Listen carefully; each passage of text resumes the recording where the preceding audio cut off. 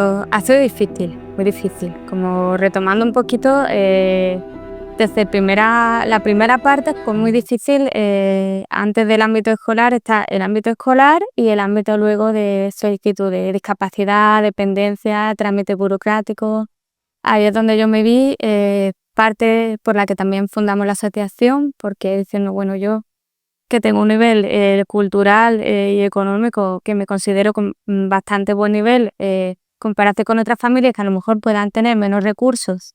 Y me ha costado muchísimo saber qué pasos tengo que dar para solventar la discapacidad de mi hijo, la dependencia, hacer un patrimonio protegido que casi nadie sabe lo que es, hacer un montón, pedir todas las ayudas por hijo a cargo, las ayudas de las desgravaciones fiscales, un montón de cosas que me he visto sola, sin nadie que me guíe, buscando con la ayuda de otras familias que nos hemos encontrado por el camino, que son las que de verdad me han explicado cómo se hace y preguntando. Lorena, que es un patrimonio protegido, porque yo no lo sé y lo mismo va a hacerle que tú escuchando una cosa. Para eso hemos dedicado charlas con un notario que ha venido a la asociación y una figura legal donde tú puedes aportar dinero a una cuenta de tu hijo o hija con discapacidad y ese dinero no tiene retención fiscal, con lo cual tiene cierto beneficio económico, pero solo lo puedes gastar, muy resumido,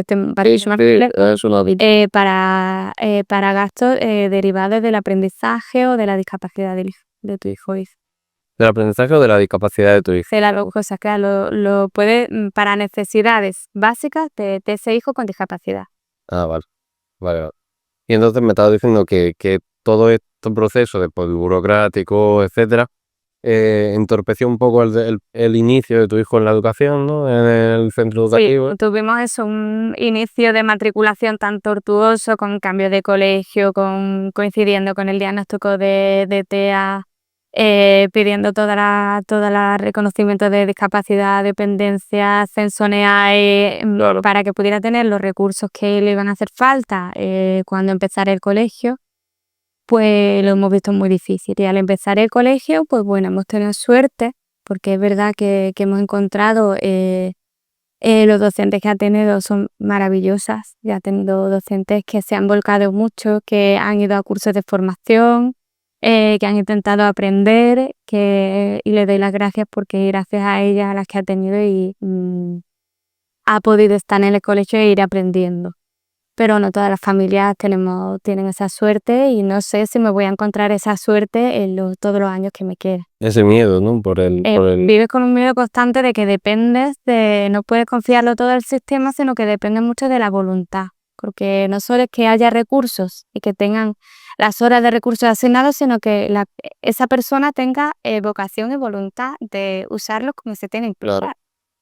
Ese es una cosa de la que no se habla tanto, porque al final cuando tienes que protestar sobre algo en base a la diversidad, a las necesidades de los niños, se habla mucho de los recursos, es que necesitamos que haya más recursos, y es verdad, o sea, es completamente verdad, pero además hace falta que las personas que están ahí, que son personas, no son máquinas, quieran trabajar, quieran hacerlo bien y quieran que funcione en educación, a nivel social. El dueño de una empresa que pone la música alta porque tiene un supermercado y le encanta que la gente compre con la música alta, da igual quién sea, pero eso es lo que falta, es a nivel personal también el concienciar, el hacer ver que, oye, que o sea, que yo me toca a mí como PT, y si yo no tuviese vocación y me encuentro en una clase con un niño con cualquier tipo de diversidad, quizá hoy no me apetece trabajar o este año no, y no lo hago, no me esfuerzo, no pongo las ganas que debería poner, y eso se va a quedar para ese niño el resto de su vida. O sea, no va a haber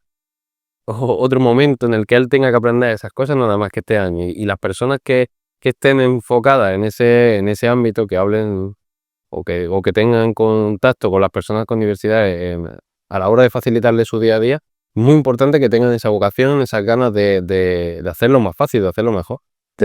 A nosotros nos va a pasar, por ejemplo, volviendo al tema un poco que nos atañe hoy, las principales adaptaciones que han sido en comunicación, pues bueno, el primer año pues empezamos con pictogramas, por la fase de 3 añitos, se manejaba muy bien. Y claro, mi hijo sí oye muy bien y a nivel comprensivo iba avanzando bastante bien.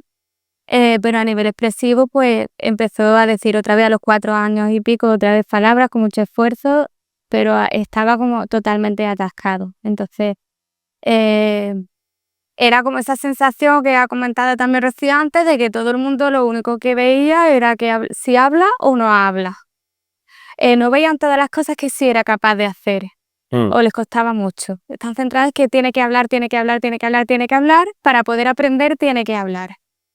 Entonces ha sido el cambio más radical que hemos notado y el cambio exponencial que hemos visto, ha sido cuando hemos cambiado eso y hemos cambiado la palabra hablar por comunicarse. No vamos a luchar porque hable, vamos a luchar porque se comunique. Entonces empezamos con todos los medios, nosotros como padres, ayudados por terapeutas que nos fueron asesorando un poco, pero no ha sido nadie en concreto, una sola persona que nos guíe, sino un poco cogiendo lo bueno de cada que nos ofrecía cada persona que nos hemos encontrado en el camino. Pues hemos probado todo, hemos probado la tablet, hemos probado y empezamos con el lenguaje bimodal. Claro, él sí escuchaba bien y decía palabras, con lo cual no tiene derecho a nadie que le enseñe lenguaje de signos en clase. Es un reto porque, claro, tampoco tenemos ese recurso. Entonces somos los padres los que hemos tenido que aprender el lenguaje de signos para combinárselo con el lenguaje de palabras, porque, claro, en los primeros años sí se conseguía comunicar al nivel que tenía en esa edad, pero cuando va ya con nivel de 6 años, él quiere decir otras cosas que no es capaz de expresar con las pocas palabras que dice o con los pocos signos que sabe. Él quiere más. Claro. Y ahí es cuando empieza necesitas enseñarle conceptos abstractos, y no puedes con el vocabulario que tienes. Sí, sí, sí. Entonces, pues ahí te ven que los padres tenemos que aprender y las familias cómo se dicen las cosas, yo que no tenía ni idea, para enseñárselo a él, hacer compendios, transmitírselo al colegio y tener la suerte de que el colegio quiera aprender.